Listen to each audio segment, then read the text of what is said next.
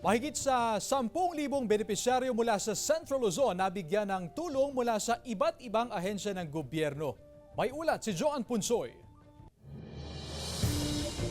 Pinangunahan ni Pangulong Ferdinand Marcos Jr. ang pamimigay ng tulong sa mga magsasaka at mangingisda kabilang ang kanilang pamilya sa Pampanga. Kilala po natin na ang inyong mga pagsisikap at ang nagbibigay ng pagkain sa hapagkainan ng bawat pamilyang Pilipino. Mahigit 10,000 ang kabuang bilang ng benepisyaryo mula Region 3, kabilang sa ipinamahagi sa sektor ng agrikultura ang iba't ibang farm inputs, gaya ng makinarya, water pump, sprayer, pataba at iba pa.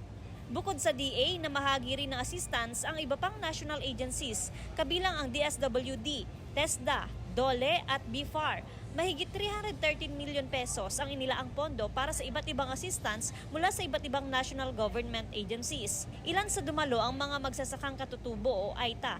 Higit daw nilang kailangan ang mga kalabaw sa pagsasaka sa bundok, pero magagamit naman daw nila ang 10,000 pesos cash assistance para sa pagbili ng pataba, mga araro, itak at iba pang panlinis sa kanilang sakahan. Malaking tulong na rin po yun kasi kung bibilhin mo rin po yun medyo may kamahalan din. Yan po kasi ma'am, nagagamit po yan sa Kapatagan ma'am.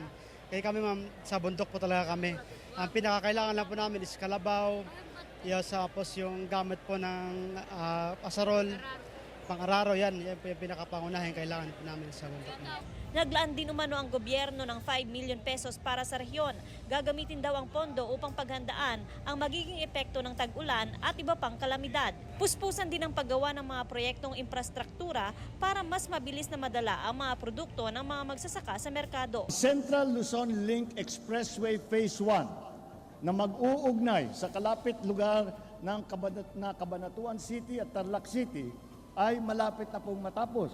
Samantala, nasa 73% na ang ating nagawa sa Zambales section ng Santa Cruz, mga Tarem Road na magdugtong ng Zambales at Pangasinan.